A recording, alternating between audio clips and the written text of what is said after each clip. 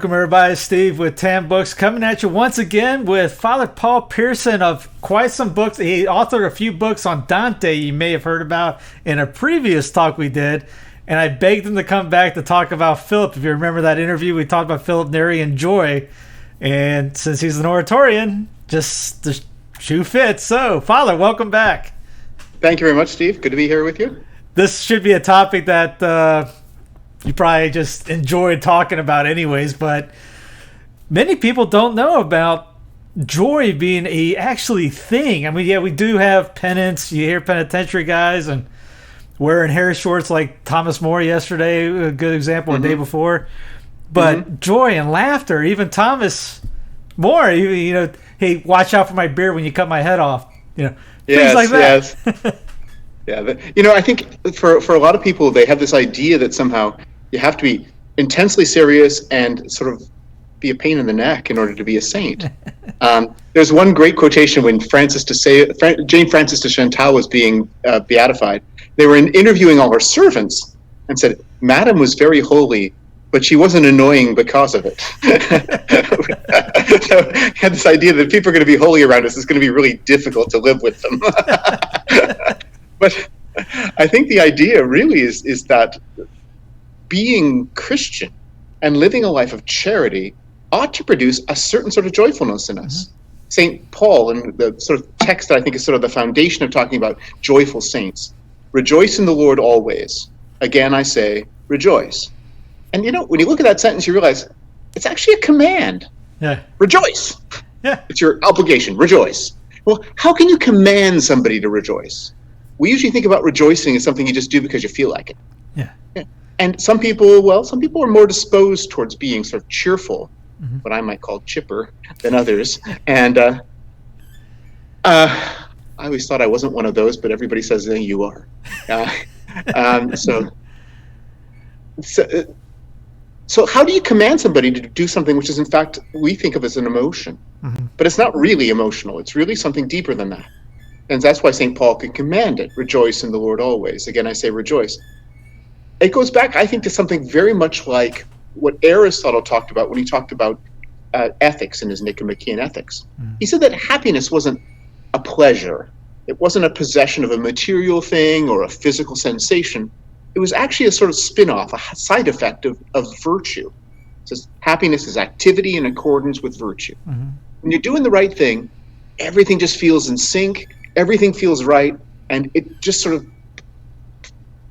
flows over, and it comes out. And in the similar sort of way, when you're being charitable, when you're loving your neighbor and loving God above all things, the side effect of that is, in fact, joy. And so in real saints, you end up with this idea, this sort of natural spilling over of joyfulness. And certainly St. Philip Neri emphasized that a lot. When he was in Rome at the time of the Reformation, Rome was a mess. Right? Priests were not saying Mass, they weren't wearing clericals, church people weren't going to church. Rome had been sacked. It was a mess. And so he came and really reconverted Rome and even the clergy of Rome, which is harder than converting regular people. And that's why he became the second apostle of Rome. But he did it not by preaching on the corners telling people they're going to hell, which they might have been, but by reminding them that following God is in fact the way of being joyful. You can be happier than you're being right now. And you know, in the end, that's a way more appealing thing than the fact that I have to do this in order to avoid going to hell. There's something basic about the Christian message that it's supposed to be the good news. And the good news is not that you're escaping from hell, but that you're being invited to paradise. And that happiness can begin right now. But somehow we get it all messed up in our heads that we're supposed to be like, oh, I'm being holy now. No, we're not talking about just being laughing all day long at nothing or... No. But it's just a sort of lightness of spirit. And I think it really comes from two different things, that love of God and love of our neighbor. Because I'm sort of detached from the things of this world and realize, they're not the most important things. They come, they go, and we sort of go, really, not a big deal. But because I'm attached to the things of heaven, I'm really confident that everything is working for my benefit. As I mentioned, I think on the last time we were speaking, my favorite passage from St. Paul, Romans 8:28, all things cooperate unto good for those who love the Lord. Now, if you really do believe that, well, then your general attitude towards your day ought to be one of confidence and sort of contentment. It might look bad at the moment, but it'll be fine. God has something in mind. He's going to turn this thing inside out, and what I thought was a disaster is going to turn into a blessing. And I think those are the sort of things that are really the building blocks. It's not about disposition. It's not about just being a sort of cheerful demeanor. It's about, in the end, living with the confidence that God's taking care of you, and that the things that are going on in the world really don't matter so much.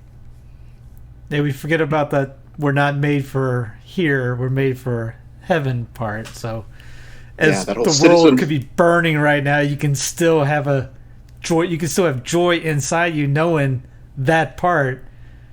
Well, as we're living through riots and COVID and things, really, I have to admit I am in the basement at the moment, but that's only because the internet's better there. He's not in hiding.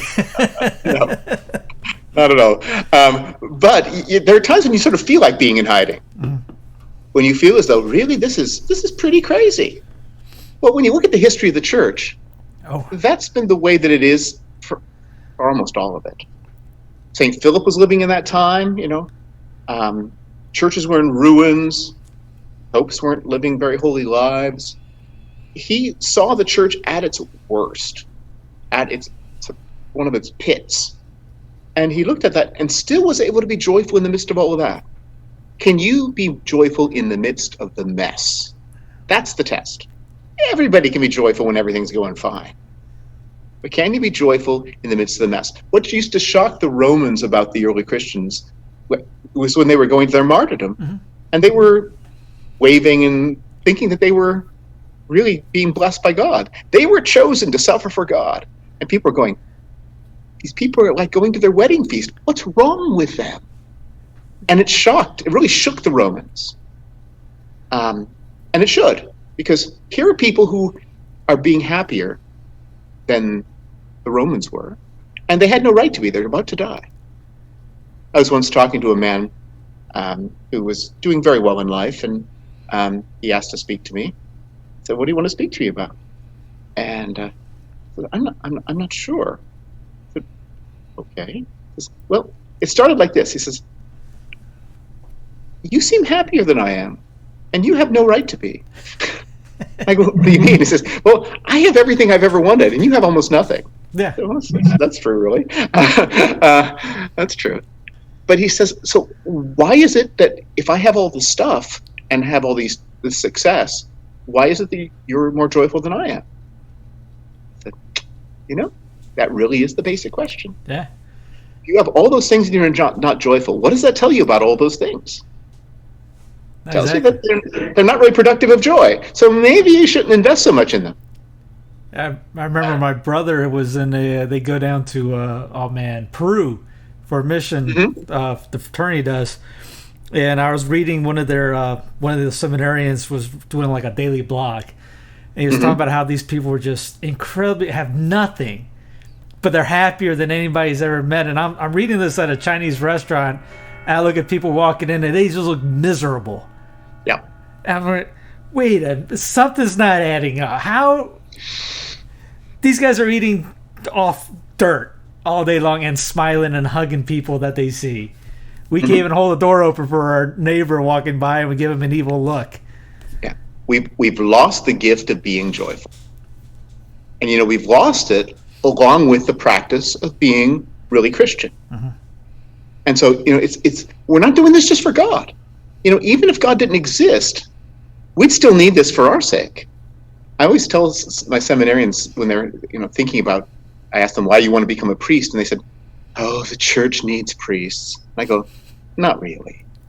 God's all powerful. He could do it without you. And so if God's all powerful can do it without you, why did he call you? Not because he needs you. He doesn't need you to be a priest, but because you need to be a priest. And that God doesn't ask us to do anything. There's no such thing as a sacrificial victim in our religion except for Christ. There's one victim and you're not it. So as I tell them, crawl off the altar. You know? Yeah, who are you to make you that important? Yeah, exactly. Really? So yeah, just relax and receive the gifts that you're receiving. And I think that idea that somehow I'm not being taken advantage of, I'm being blessed by God. And you know, even in our world of material affluence and security, people don't feel that. They feel terribly insecure, more insecure than those people in the missions. I spend a lot of time in the missions myself, and mainly in the Caribbean, but also in India. And walking through the slums is always a joyful experience. It's an amazing thing. Yeah, I haven't been. I've been wanting to go just to see it with my own eyes, and but I just can imagine those guys that have nothing and just being happy.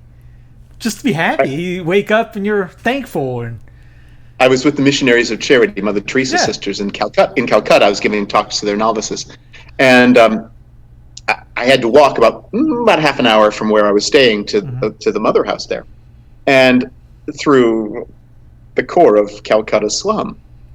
And people got to know that I'd be walking that way, and they get out in the street to say hello to me in the mornings. So this group of Muslim men there waving on because they had prayers at 5:25. I'd be coming through at about 5:15, 5:20, and in the morning, and they'd be there. The first day, they're like, "Ooh, who's that guy? I think he's a priest." And so the first day I waved and smiled at them, and they're like, "Oh, I don't know." And the next day they were there, and one of them started waving. And the third day they were all there just waving, and I thought, look at these guys. They have nothing. They have nothing, but they're joyful. And so how do we, especially in the Western world, rediscover that joy?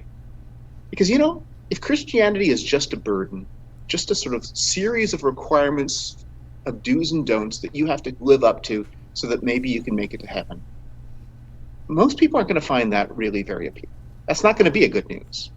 Hey, there's something more I need to do. Like being told you're going to have to fill out another set of income tax forms. You say, really? Again? But religion's not supposed to be that way. When I'm saying Mass, as I did this morning for the Feast of the Birth of John the Baptist, I almost always use the memorial acclamation, Lord, by your cross and resurrection, you have set us free. I like that reminder that somehow he came to set us free, and that following him is a pathway to freedom and to joy, not of obligation and heaviness. My yoke is easy, my burden is light. And my goodness, do we live that badly? We try to add weight on. Oh, yeah. Yeah. I'm always embarrassed when people say, oh, you know, it's so impressive that you've been how long have you been a priest? I said, you know, more than 30 years now. And I said, oh, that's so impressive. You've given up so much. Like, not really. I have a lovely life, you know. My seminarians are wonderful people. It's a joy to work with them. I've been spiritual father to now almost 220 priests. Yeah. I have wonderful parishioners.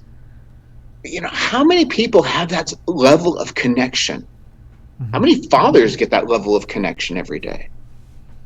One of my secretary was saying to one of my seminarians that I wasn't feeling well and people were carrying things for me, and I said, they seem to be doing a lot for you. And I said, oh yeah, they take good care of me. And one of the seminarians piped up and said, yeah, I would give him our kidneys. And you know, really, that's who gets that. Following God and so-called giving yourself away and sacrificing yourself, in fact, puts you in this state. Just finished a retreat with the Mother Teresa sisters across the street here in Toronto, and you know, they have nothing. They serve the poorest of the poor, and who are the servants of the poorest of the poor? They're people who are poorer than the poorest of the poor, and you know, they're four very joyful ladies. I remember a friend of mine said that he would see those nuns and he called them stupid happy. They were Yep. And you see the older nuns, they kind of like got a glow on their face, but you see an older lady like, I don't know, Darth Vader Ginsburg, and she looks like she's dead walking. Mm-hmm. Two very extreme people right there. Yeah. It's lovely to see it. It's when you see that simple, unmanufactured joy. Sometimes you watch people work too hard to be happy. Mm-hmm. When I see people like celebrities and things trying to be happy at some big party, it looks like their biggest acting job ever. Yeah, their imitation of happiness probably deserves an Academy Award. But it's not real. It's so fragile. Mm-hmm. And you see the number of addictions, suicides. We just had a couple suicides in the entertainment industry. Mm-hmm. You think, from our point of view, these people have everything. But once you crack through that external surface, there isn't joy underneath. Mm-hmm. And Christianity needs to be about joy. And I think I don't think St. Paul was naturally a sort of exuberant figure. I don't see him doing stand-up in the middle of Iraq. No. But he's the one who says, rejoice in the Lord always. Yeah. If St. Peter said it, I'd sort of go, yeah, well, he was such a sort of guy. Yeah. I could imagine he's got him the joking personality around. for it. Exactly. But when St. Paul says it, you go, hey, this must be like a theological principle. And it is. It is. For me, joy is almost like an indicator light of your soul. Mm-hmm. When your engine light goes on in your car, you don't know exactly what's going wrong. You just know something's going wrong and you probably should get it checked out. Uh-huh. When your charity level goes down, when your joy level goes down with it, you might not know exactly what's wrong, but you know that something is wrong. Try a Snicker bar first and then move on. Yeah. Maybe you're hangry. Is that what you're thinking? Yeah. Well, there are all sorts of things we need to think about with respect to that. But part of it is just getting outside of yourself and being charitable, mm-hmm. forgetting yourself for a while. Back in a previous life, before I became a seminarian and a priest, I used to have little unofficial ballroom dancing classes in my university. Mm-hmm. And one of the hardest things to get people to do was to stop looking at their feet and counting out loud. Mm-hmm. And I said, if you're counting out loud and watching your feet, you're not waltzing. Yeah. You gotta let go. Yeah. You gotta let go. And you just need to sort of embody the music. And it's a hard thing to let go. I run down the stairs all the time. I'm bad about that. I'm supposed to be more dignified. And but I just go down the stairs. Try doing that when you look at your feet. All of a sudden, it becomes almost impossible, doesn't it? Uh-huh. Happiness is the same way. Once it becomes self-conscious, it becomes almost impossible. Yeah. When you examine your life too much, when you turn inward like that, it becomes a real impediment to your happiness. And we live in a world which is filled with people who are basically turned in on themselves. Mm-hmm. Yeah, I admit that's I admit when all this stuff going on, I was watching the local news, and usually I never do that, and I found myself just getting bitter. Step one, turned it off. Mm-hmm. Joy came back. Mm-hmm. The house is laughing again. Mm-hmm. We'll watch maybe the Food Network. We'll cut some jokes. The kids smiling. Mm-hmm. Yep. It's hard for me to try to be miserable. My wife, if we get in an argument, my brother and I told us, we forgive and forget, and we're like that. Let's go get a sandwich. Yeah. Let's do something else. Mm-hmm. Yeah, and you have to fight for that. You have to make the decision to do that, don't you? Mm-hmm. You had to reach out and turn off the button. Yeah. You had to say, okay, let's get a sandwich. You had to say, no, I'm going to replace this feeling. I'm going to get rid of it. I reject it, and I'm going to go back to my joyful track. And I think that the saints make a habit of that. And so what you notice in the saints is that they have this sort of almost imperturbable joy. And that's what makes them so appealing. It was sometimes you read saints Teresa of Avila saying, "Spare me of sourpuss saints." Yeah, St. Philip had they're contemporaries. They're actually canonized on the same day. Yeah. Yeah. So, and Philip said, God has no need of long-faced saints. Uh-huh. And which I really think he means is, long-faced saints aren't really saints. Mm-hmm. That if you're not joyful, there's something wrong. Yeah. There's something wrong. Yeah, bitter Christians, kind of like an oxymoron. Mm-hmm. Something's going wrong inside. No, it's still fixable. Mm-hmm. I understand that we all have that now and then, but it's not the goal. It's not the ideal. And somehow we have to find a way around all of that. And it's, problems in the church, problems in the world. We're not saying avoid the problems or not keep up with the thing and act like everything's, or the Lego movie, everything's awesome. No, just, what are you going to do about it? Yeah, exactly. Wait, and I figure, I've been working in a seminary for 36 years now. I like to tell people since I was 12, but nobody believes me anymore. But and you hear so much and you see so much, and the church has always been a messy place because we let human beings into it, which is probably our mistake, right? And if you have a hospital, you're going to end up with sick people in it. Uh-huh. And the church is a hospital for sinners, and as a result, we end up with sinners in it, running it, and hey, that's just the way it is. But how do you keep that from destroying your peace of mind and your joy? Well, part of it, I think, is you say, this is what God has given me to do. God has given me a seminary to run and now a community to oversee. He's given you a family. Mm-hmm. And to worry about what's going on in the greater world, in one sense, is way beyond your pay scale. Mm-hmm. As my sister, the waitress used to say, sorry, not my table. And I think that is an important thing. That we have to sort of keep our eyes on what we're called to do. Mm-hmm. I can't change what's going on in seminaries in general or the church as a whole. I can only try to make this particular seminary that I run a joyful place. Mm-hmm. This year we're having 15 of our students be ordained. Hey, that'll work. It's pretty wonderful. Pretty wonderful. And that, looking locally like that, I did a thing with Charles Colomb on localism, and even Athanasius Snyder, we talked about it.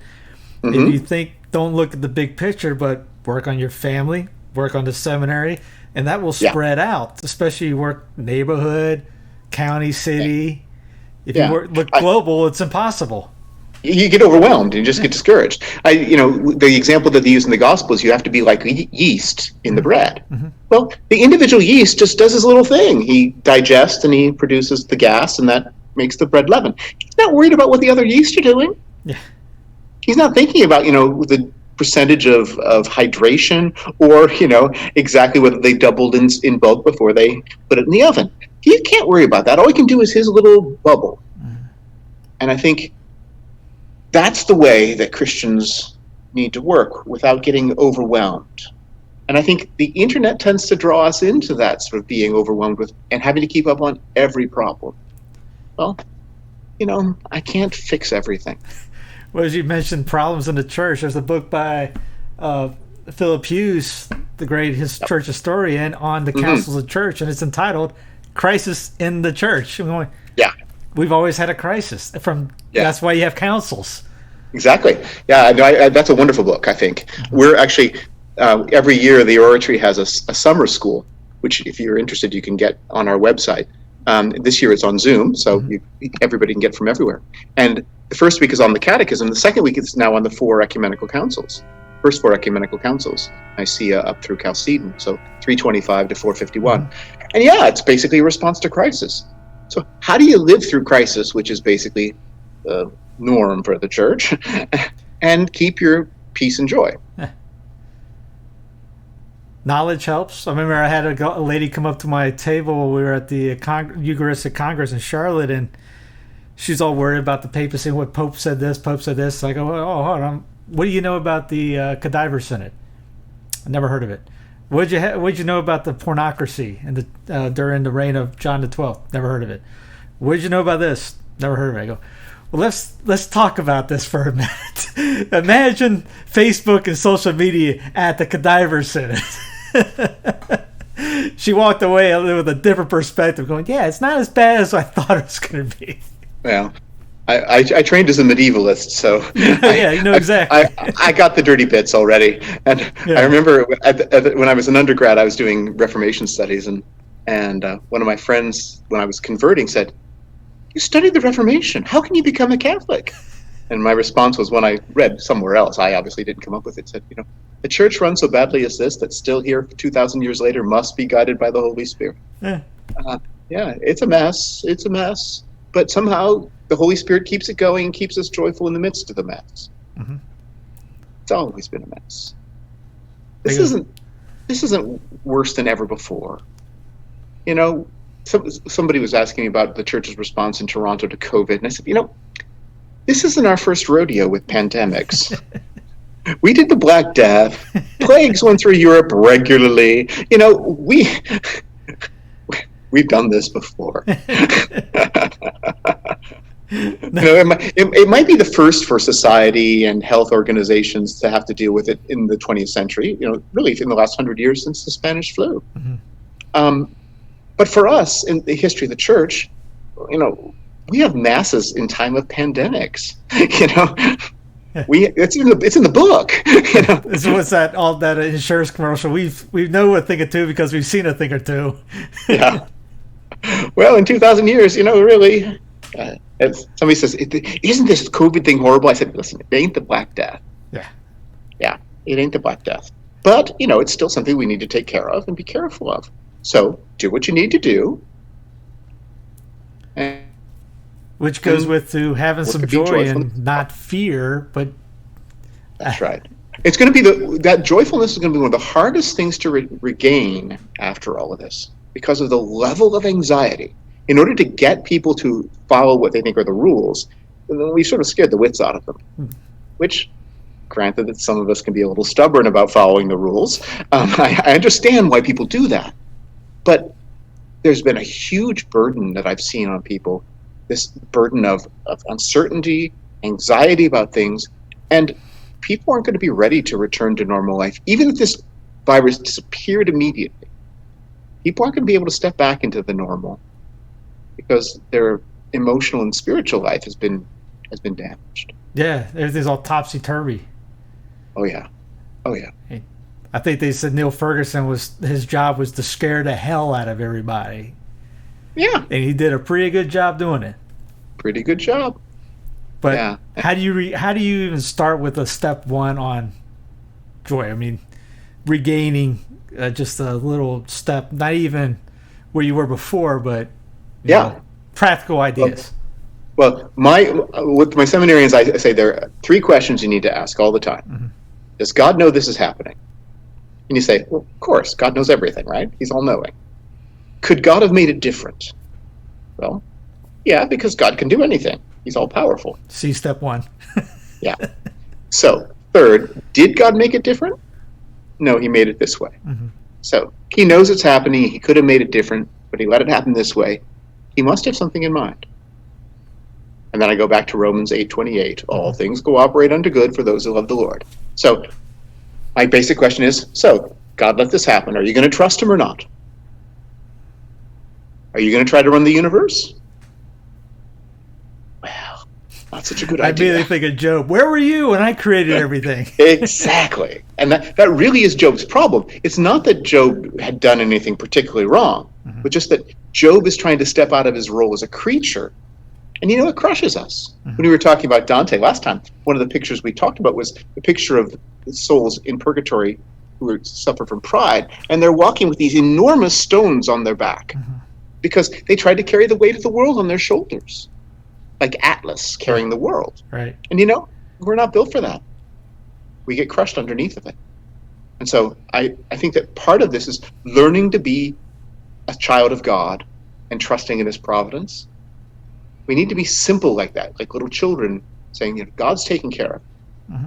I can't be stupid, but he's taking care of me. I never understood the little child thing until I had a kid. And then it all made sense the first time holding, going, that's what Therese was talking about.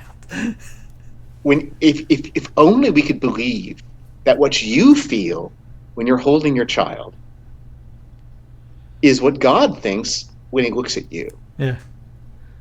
You know, we think that God's looking down on us and thinking, that person is such a loser. You know, really, I'm just sick and tired of him. Why did I even go to the trouble of creating him? What was I thinking? Well, wait until your children are teenagers. he's up in heaven going, my bad. Yeah. But, in fact, what he says is he looks at them and says, yeah, they might be a mess, but they're my mess. Mm-hmm. Yeah, sort of like the dirty diaper, He's like, yeah, stinky kid, but my stinky kid.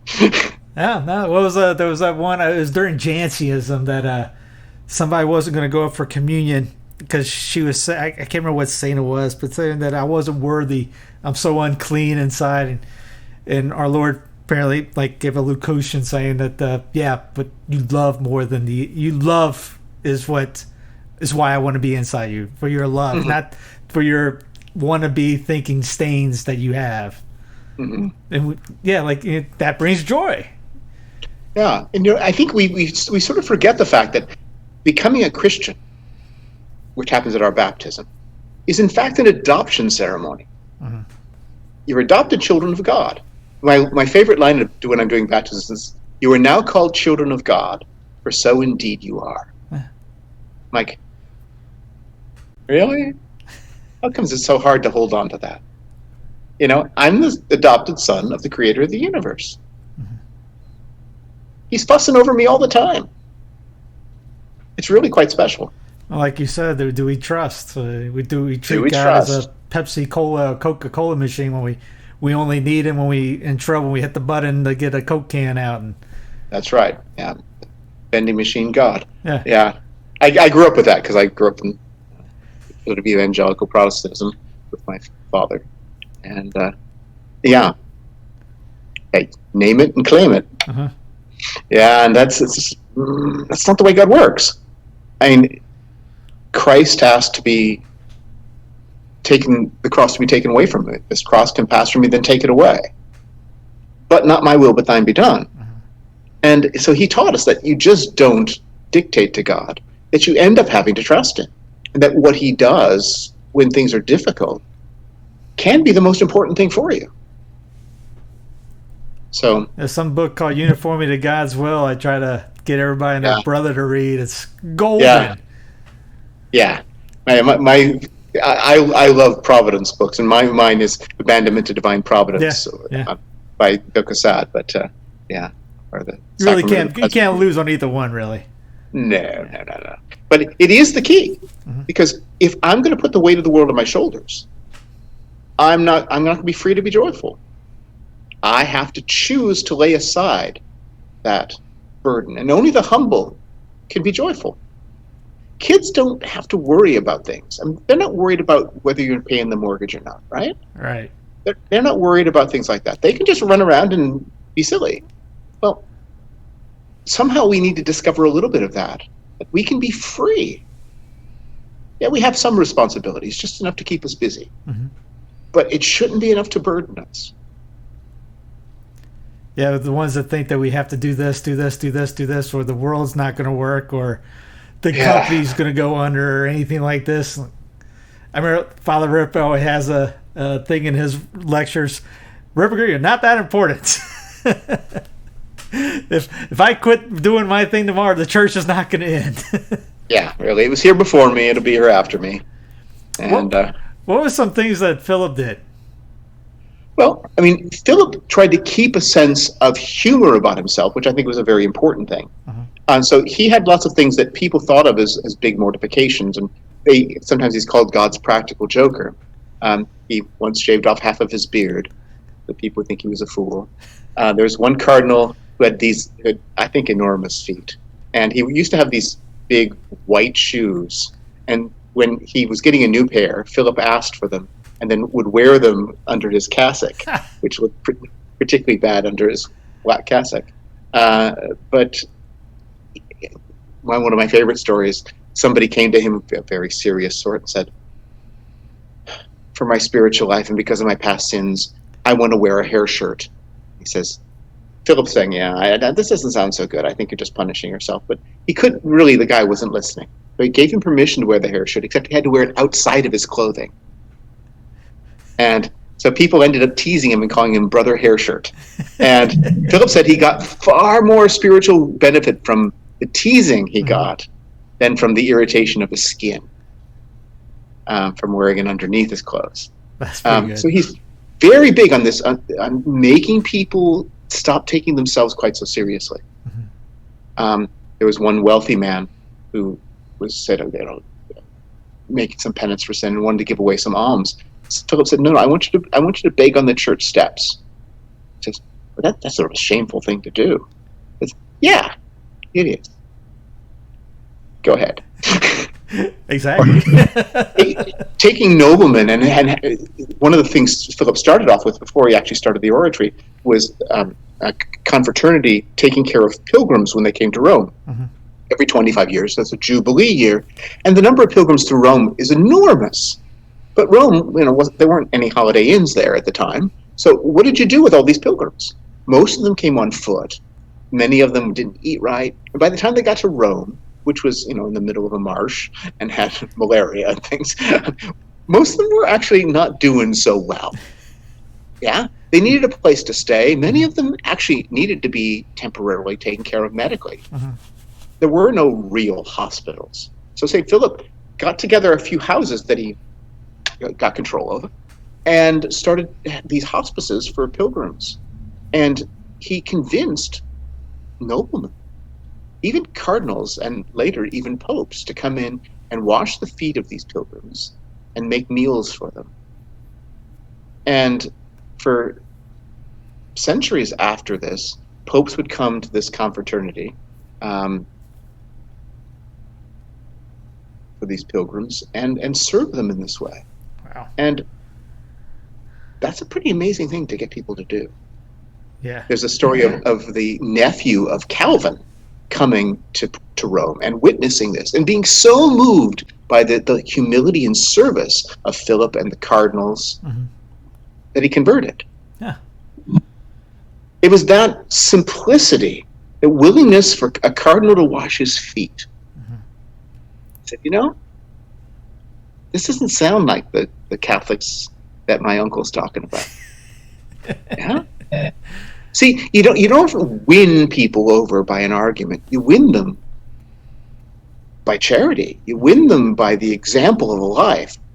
Cardinal Newman, the famous Oratorian, now St. John Henry, had as his motto when he was a cardinal, cor ad cor loquitur, heart speaks to heart. And it's charity that wins. Mother Teresa argued for the same sort of thing.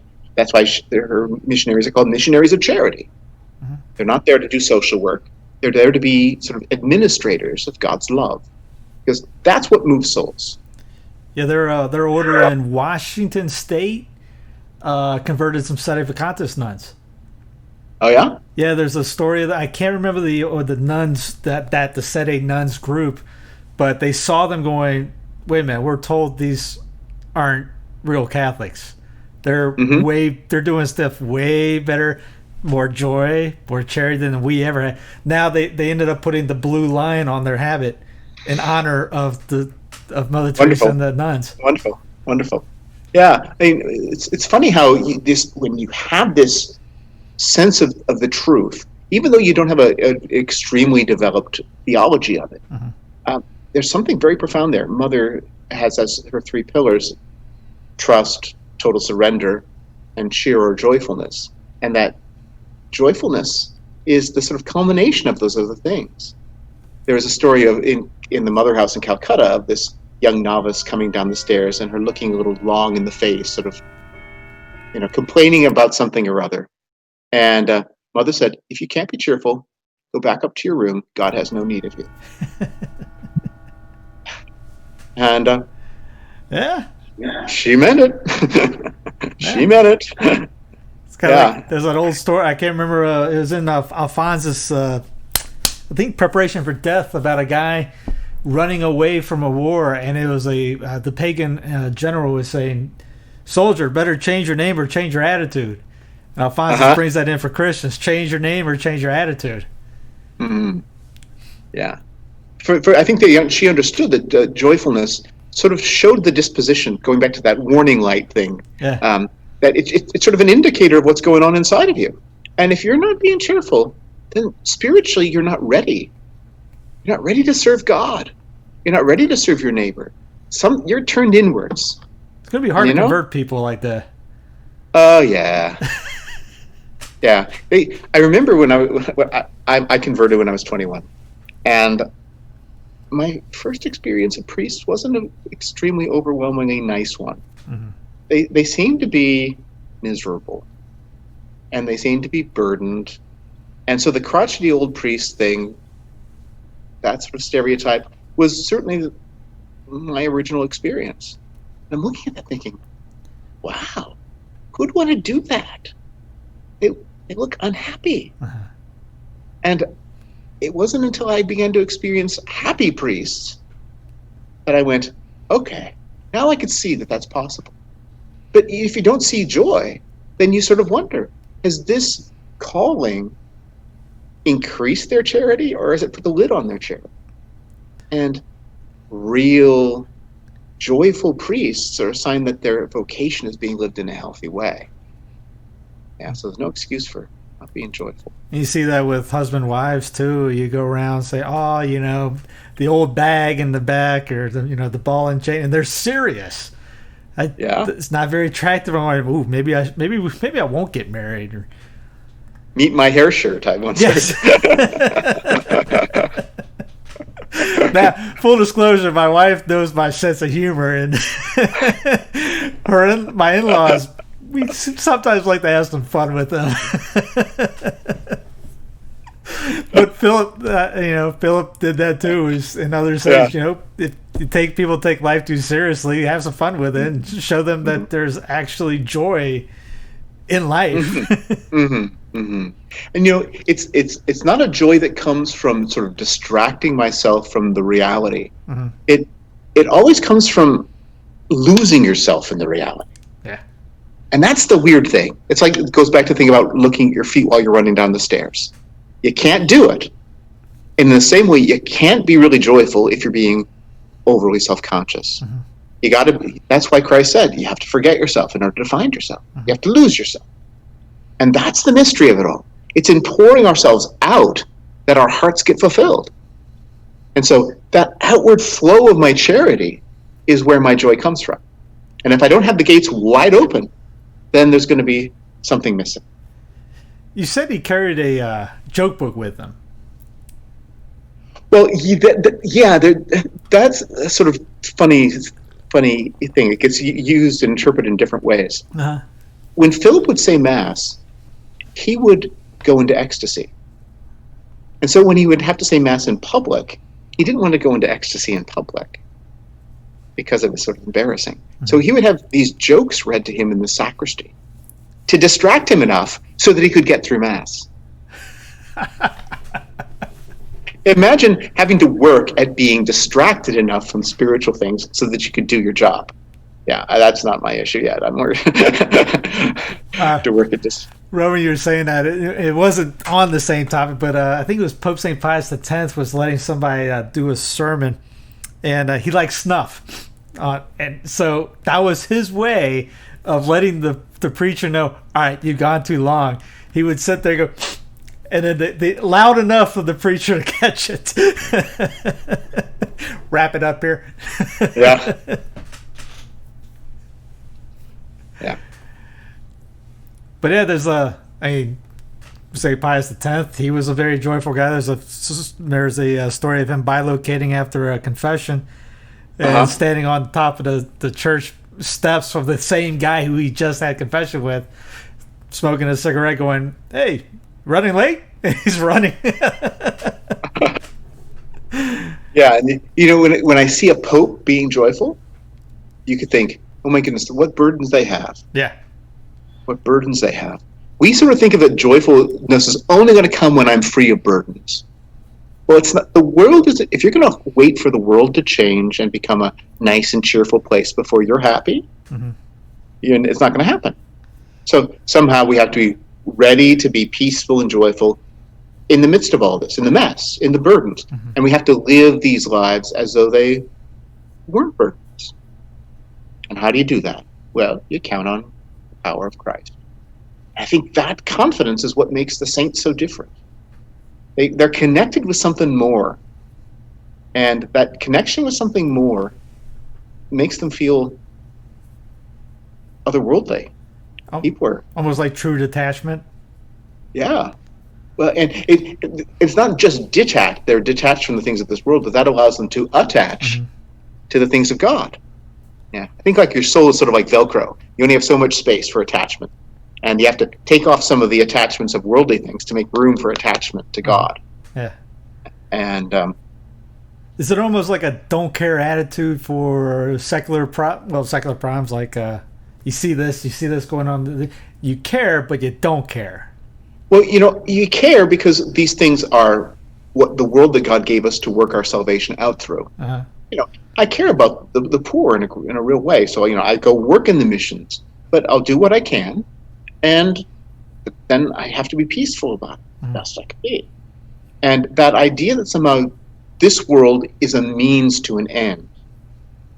And if I get so worked up about it that I forget about where I'm headed, then I sort of miss the point. Yeah, miss the mark, miss the forest for the trees for worrying about the bushes. Yeah, so you have to keep your eye on the real target, and that target is heaven. And I think because we've become, even Christians have become so worldly, we think about our life and whether it's going well almost exclusively by whether it's being, peaceful in a earthly way rather than productive in a spiritual way. And I don't think that's really going to work. If you looked at the lives of the saints and the martyrs, then their lives weren't very good. Yeah, not by those standards. Yeah. Yeah, you read them that they don't have lazy boys and everything's not going perfect. And yeah. Judas Maccabeus did not have a lazy boy. No. You were talking about like martyrs singing to their death, the 16th Carmelites in Compiègne singing for their heads getting cut off one by one. Thomas wonderful More, story. Wonderful story. The Compiègne martyrs are some of my favorites. I love the dialogue of the Carmelites. Yes. By Bernard. And actually, I remember going to the opera by Poulin of Dialogue of the Carmelites, and in the audience, you can hear people crying as they're singing that final Salve Regina. You could hear people crying, and people said, "They make it seem so real." And afterwards, I said, "It was real. This is a true story," and nobody seemed to get that. But it was amazing how this very secular audience here in Toronto was moved to tears by what these women did. And when Blanche goes up there and comes out of the crowd and joins the other sisters, even though she wasn't part of the ones who were condemned, comes in and takes up the song. Oh my goodness.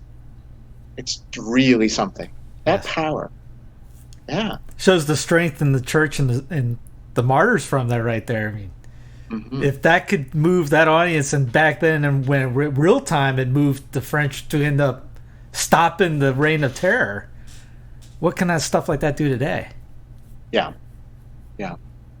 I went to a performance in a local theater, Stratford, a very fine place, of A Man for All Seasons. And once again, everybody's cheering on Thomas More. I thought, how many of you here are in fact Protestant? And, cheering on Thomas More might be a natural thing, and I think it is a natural thing. But, this is a real story. Yes. And if you're cheering on Thomas More, you're cheering against a bunch of other people. And who are those other people? Yeah, probably the church that sponsored the bus that brought you to the theater. Yeah. And with him, he's out when he's in the tower, he's looking at the Carthusians, as he says, looking like they're going to their marriage, joyful to go get gutted. Yeah. I mean, that was gruesome what they went through. Well, the drawing and quartering is horrible. But, when he was studying law, he had spent time actually living with the Carthusians. Right. and shared their life. So he was trained for this. Mm-hmm. I always remember his letter to Meg that gets used in the Office of Readings in the Breviary. It says, no matter what happens, even if it seems like it's the worst, it will be the best. Mm-hmm. And he really believed that. All things cooperate unto good, even my martyrdom. Yeah. And somehow, when he puts his head down, he moves his beard. Look, just don't cut this off. Or the ones who tip the executioners are the ones that always get me. Here, have a drink afterwards and do a good job. don't miss the first time. There's a practical reason for that, Yeah. If we're gonna do this, do it right. Yeah. But you do. We talk about that as gallows humor, but it's not people being heroic at the end. Yeah. Because for them, they know it's not. They said, "How long is this going to take?" Being beheaded with a sharp instrument is an instantaneous thing. Mm-hmm. And I'm entering into something eternal. Right. Hey. Could be way worse. Could be way worse, yeah. Somebody named Dante did something that he wrote a book about too. Hell. Yeah.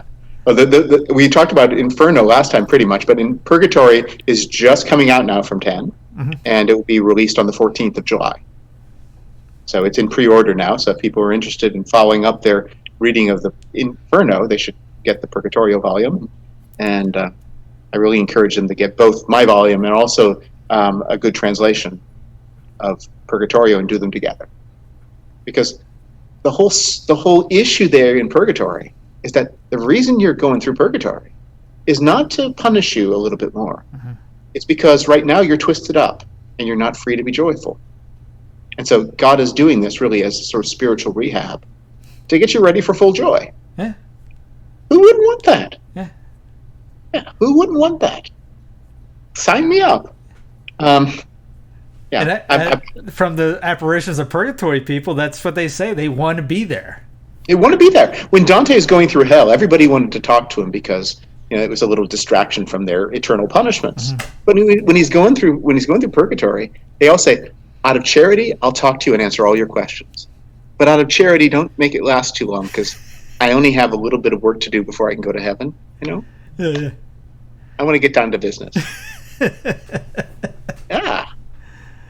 Well, Father, appreciate your time. Thanks for that. And yes, check out the website underneath and the show notes for the links to Father's books on Dante. And keep 3 cheers for joy. It was the Theodore, I can't remember his last name, St. Theophane. He was the original little flower. The bishop losing all his priests. 3 cheers for joy.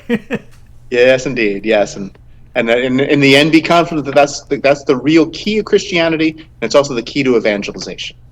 Right. If people see joy, they'll join it. Can we get a final blessing before you run?